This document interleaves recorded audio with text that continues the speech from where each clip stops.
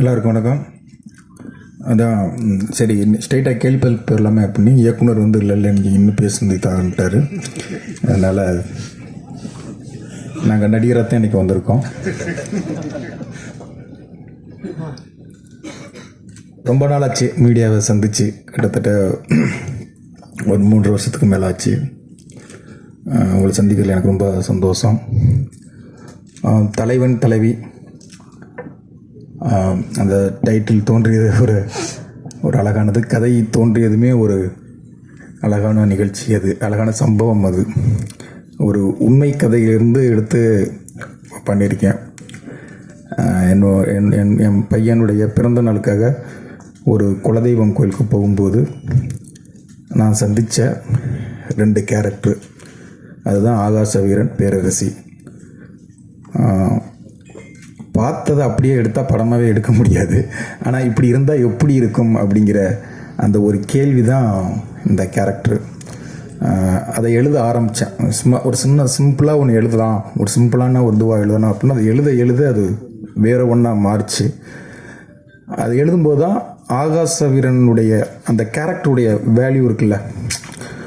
ஏன்னா சிரிக்க வைப்பான், அழுக வைப்பான், டார்ச்சர் பண்ணுவான். இவன் என்ன கேரக்டர்னே சொல்ல முடியாது. ஒரு ஹீரோ கேரக்டர்னால் ஒரு ஆர்க் இருக்கும்ல, நூல் பிடிச்சது மாதிரி போகணும், இப்படி தான் இருக்கும் அப்படின்னு ஒரு ஆர்க்கும், எந்த ஆர்க்குமே இல்லாத ஒரு கேரக்டர் தான் ஆகாச வீரன். அது எல்லா ஹீரோவுமே பண்ணிட முடியாது. அது ஏதோ சேதுபதி சாரை சந்தோஷப்படுத்தணும் அப்படிங்க அந்த இடத்துல சொல்ல, இந்த கேரக்டரை விஜய் சேது சார் மட்டும்தான் பண்ண முடியும். அதை நீங்கள் பார்க்கும்போது ப்ரெஸ்ஸோ போடுவான், நான் வந்து வெளில நிற்பேன், அப்போ நீங்கள் சொல்லுவீங்க. இதை அவர் மட்டும்தான் பண்ண முடியும். இந்த கேரக்டரை நான் இவர் பண்ணால் தான் நல்லாயிருக்கும் அப்படிங்கிறதையும் நம்பினேன். என்னென்னா அந்த கேரக்டருடைய இது, ஏன்னா டக்குன்னு மாறிக்கிட்டே இருக்கும். ஒரு சீரியஸாக போயிட்டுருக்கும், மாஸாக போயிட்டுருக்கும், அது பையன் அப்படியே காமெடியாக மாறும். காமெடி போயிட்டே இருக்கும், டக்குன்னு அது எமோஷனில் மாறும். அதான் ஒரு இந்த புதுசாக வண்டி ஓட்ட தெரியாமல் வண்டி ஓட்டுவாங்கல்ல, அப்படி ஒரு கேரக்டர் இந்த கேரக்டர். ஆனால் ரசிக்கக்கூடிய கேரக்டராக இருக்கும், ரொம்ப லவ் பண்ணக்கூடிய ஒரு கேரக்டராக இருக்கும். எந்த இடத்துலையுமே அந்த கேரக்டர் மேலே இரிட்டேஷனே வராது. கொஞ்சம் விட்டோம்னா அந்த கேரக்டர் மேலே ஒரு பயங்கர இரிட்டேஷன் வந்துடும். அப்போ இது அவர் மட்டும்தான் பண்ண முடியும். அதை அவர் ரொம்ப அழகாக, ரொம்ப ரசித்து அதை எடுத்தோம். ஸ்பாட்லேயே எல்லாருமே வந்து அதை அவர் பண்ணுற ஒவ்வொரு மொமெண்ட்டையுமே ரொம்ப சிரித்தோம். எல்லாருமே பொதுவாக யூனிட்டில் வந்து தூரமாக போயிடுவாங்க. ஒரு கட்டத்துக்கு மேலே ஒரு 4-5 நாளில் அப்படியே அங்கேயே போய் உட்காந்துருவாங்க. ஆனால் நித்யாவும் சேது சார் பண்ணும்போது வேடிக்கை பார்ப்பாங்க. ஒட்டமாக மேனேஜர் எல்லோரும் வந்து நிற்பாங்க. அது அழகாக அவங்க ஆக்டிங் அப்படி அழகாக இருந்தது. அதே மாதிரி தான் பேரரசி கேரக்டர். பேரரசி இப்படித்தான் அப்படின்னு ஒரு எந்த ஆர்க்குமே இருக்காது. அவளும் அப்படித்தான், ரொம்ப அன்பானவ, அழகான அம்மா, நல்ல மருமக, நல்ல மனைவி. டப்புன்னு எப்போ மாறுவா, எப்படி மாறுவான்னு எல்லாருடைய மனைவி மாதிரி இருந்தால் அவளை எப்படி ஹேண்டில் பண்ணுறதுங்கிறதே ரொம்ப கஷ்டமான கேரக்டர். ஆனால் அவளை ரொம்ப பிடிக்கும். ரொம்ப ஹஸ்பண்ட் அப்படி லவ் பண்ணுவாள். அப்போ இந்த கேரக்டர் யார் பண்ணுறது அப்படின்னா அது நித்யாவை தவிர வேறு ஒரு ஆப்ஷன் எனக்கு இல்லவே இல்லை.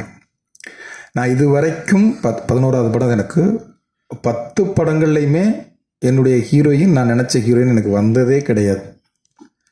முதல் தடவையாக என்ன ஸ்கிரிப்டில் எழுதணும் நித்யா மேனன் தான் இது ஹீரோயினும் எனக்கு இந்த படத்தில் வந்திருக்கு. அப்படி இந்த படத்துக்கு நான் நினச்ச ஹீரோயின் கொடுத்த என் தயாரிப்பாளர் சத்யஜோதி தியாகராசன் சாருக்கும், செந்தில் சார், அர்ஜுன் சார், ரொம்ப நன்றி. அந்த கேரக்டர் வந்து நித்யா, அதாவது அது டாமன்ஜெரி லவ்னு சொல்லுவோம்ல, ஒரு புருஷன் பொண்டாட்டி சண்டையே நிறைய பேருக்கு கனெக்ட் ஆகும். அவங்க ஹஸ்பண்டோ அவங்க மனைவியோ அதை வந்து 2 பேரும் என்னமோ உண்மையாகவே இவங்க வாழ்ந்தாங்களோ அப்படிங்கிற அளவுக்கு சாருடைய மனைவி வந்து கோவப்படுற அளவுக்கு 2 பேரும் அவ்வளோ உண்மையாகவே இவங்க வாழ்ந்துருக்காங்கடா அப்படிங்கிற அளவுக்கு அழகாக நடித்து கொடுத்தாங்க 2 பேருமே. ஆனால் கொஞ்சம் டார்ச்சர் தான் சார். ஏன்னா முதல் நாளே 2 பேர், ஃபஸ்ட்டு 2 நாள் சேது சார் மட்டும் வச்சு எடுத்துட்டேன். 3வது நாள் தான் 2 பேர் காம்பினேஷனும் சாஃப்டாக ஆரம்பித்தேன். நித்யா மேனனுக்கு வந்து வந்து சாமி கும்பிட்டு அப்படி ஒரு மணி அடிச்சுட்டு கும்பிட்டு போங்க. இந்த சாங்கில் பார்த்தீங்கல்ல அது அப்படின்னா ரொம்ப சாஃப்டான டேரக்டர் அப்படின்னு அவங்க நினச்சாங்க. அப்புறம் 2 பேரையும் வச்சு ஒரு லவ்வர்ஸ் பேசிக்கிற மாதிரி ஒரு சீன் எடுத்தேன். அது உட்காந்தே தான் பேசணும், ரொம்ப ஜாலியாக சிரிச்சுக்கிட்டே எடுத்தோம். அது சீனும் நல்லா ரொம்ப வந்தது. படம் ஃபுல்லாக அப்படி தான் இருக்கும் அப்படின்னு நினச்சாங்க. அப்புறம் கொஞ்சம் ஷிஃப்டிங் அப்படின்னே நல்ல வெயில், அந்த ஒரு டாப் ஆங்கிளில் பார்த்துருப்பீங்கல்ல, ஒரு பாறைக்கு நடுவில் பள்ளமாக இருக்கும். கொஞ்சம் தடுமாறுனா அங்கிட்டு போய் விழுந்துடணும், இல்லை இங்கிட்டு விழுந்துடணும். அவ்வளோ ஒரு ரிஸ்க்கான இடம். அது நடுவில் பைக்கை ஓட்ட விட்டேன். அப்படியே பார்த்தாங்க, இதுலேயே சார் வண்டியை ஓட்டணும், பொண்ணுக்கு முன்னாலே உட்காரணும் அப்படின்னா முதல்ல உட்காரணும். அந்த சாங்கில் இருக்கும். அது கொஞ்சம் என் மூடு இதுதான் அப்படின்னு உங்களுக்கு முகத்தை காமிச்சேன். சரி இதை முடிச்சுட்டு விட்டுருவார் போல, ஏன்னா 4:30 ஆயிடுச்சு அதை எடுத்து முடிக்கும்போது. சரி ஃபஸ்ட்டு நாள் கொஞ்சம் மூடாவே நல்லா நிறைய எடுத்துட்டோம், விட்டுருவார் அப்படின்னு நினச்சாங்க. பக்கத்தில் யானைமலை இருக்குது, கொஞ்சம் மேலே ஏறுமா நல்லாயிருக்கும் அப்படின்னா, இது இன்னொரு நாள் எடுத்துக்கலாமே அப்படின்னாங்க. இல்லை அடுத்த நாள் கூட்டம் வந்துடும், ஷூட்டிங் எடுக்கும் தெரிஞ்சு, இப்போ நான் ஃப்ரீயாகிட்டு வந்துடலாம், பர்மிஷன் இன்னைக்கு தான் இருக்குது. சரி நீ ஏறினா மலை ஏறிக்கிட்டு இருக்கான். ஒரு 1 ஹவர் ஏறுறான், ஒரு 45 நிமிஷம் இருக்குமா. அது ஏறிட்டு அது எடுத்துட்டான், நினச்சது எல்லாத்தையுமே எடுத்துட்டான். ஏன்னா ஃபஸ்ட்டு நாளே இப்படி வச்சு பண்ணுறீங்க அப்படின்னாங்க. இல்லை மைண்ட் செட் ஆகிக்கிங்க, இதை நான் பண்ணுறேன். ஃபஸ்ட்டு நாளே எப்போவுமே நான் ஆர்டிஸ்ட்டுக்கு மைண்ட் செட் பண்ணிடுவேன், இதுதான் இப்படி தான் எடுக்கணும் அப்படின்னு. ஆனால் அது 70 நாளும் அதுதான். ஃபஸ்ட் நாள் எப்படி ஓடணுமோ அதே மாதிரி நான் ஓடிக்கிட்டே இருக்கும்போது கொஞ்சம் யாராவது நடந்தால் எனக்கு கோபம் வரும். அந்த கோபத்தை தான் நான் எதுவாக காமிச்சிருப்பேன். அப்படி காமிச்சிருந்தேன், சாரி சார். அதே மாதிரி தான் தயாரிப்பாளர் சைட்லேயும் அந்த மாதிரி தான். நான் ஏதாவது இதுவானா டக்குன்னு செந்தில் சாருக்கு ஃபோன் அடிச்சு, சார் அது நடக்கலை சார், ஏன் சார் நடக்கலை அப்படின்னு சொல்லி கோவப்படுவேன்.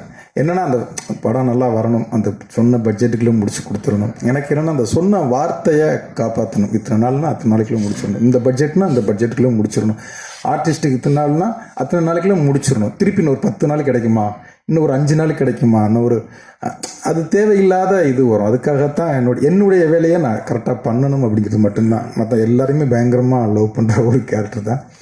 உண்மையிலே இது ரொம்ப சந்தோஷமாக இந்த படம் முடியும் போது, எப்போவுமே ஒரு படம் முடியும் போது எப்படா முடிக்கலாம், அடுத்த படத்துக்கு போகலாமா ஆர்டிஸ்ட்டுக்கு ஒரு மனநிலை வந்துடும், இல்லை டெக்னீஷியனுக்கும் வந்துடும். ஆனால் இந்த படத்தில் என்னன்னு தெரில, 75 நாள் நாங்கள் பிளான் பண்ணோம், 71 72 நாள் எடுத்தோம். 2 பேருமே கெஞ்சுறாங்க, சேது சாரும் ப்ளீஸ் இன்னும் 2 நாள் எடுங்க, தயவு செய்து பிரேக்கப் வந்து ஷெட்யூலை முடிச்சிடாதீங்க ப்ளீஸ், ஏன் அவசரப்படுறீங்க, நம்ம 75 நாள் தானே ஷெட்யூல் கொடுத்துருக்கோம், இன்னும் மெதுவாக எடுக்கலாம், இன்னும் நம்ம எல்லாரும் ஒன்று சேர்ந்து இருக்கலாம். என்னென்னா அது உண்மையாகவே எனக்கு அது கடைக்குட்டி சிங்கம் படத்தில் அந்த ஃபீல் கிடச்சிது. அது எல்லாருமே வந்து ஒரு குடும்ப ஆட்கள் மாதிரி அப்படியே இதுவாகிடுவாங்க. அந்த ஃபீல் இந்த படத்தில் அதை விட அதிகமாகவே கிடச்சிது. ஒன்றாவே உட்காந்துருப்போம், ஒன்றா சாப்பிடுவோம். சார் பரோட்டா போடுவார், அதில் ரிஸ்க்கான பரோட்டா போடுவார், சாக்லேட்டு பரோட்டாம்பார், அது என்ன சார் வாட்டர்மெலன் பரோட்டான்னு கொடுப்பாரு.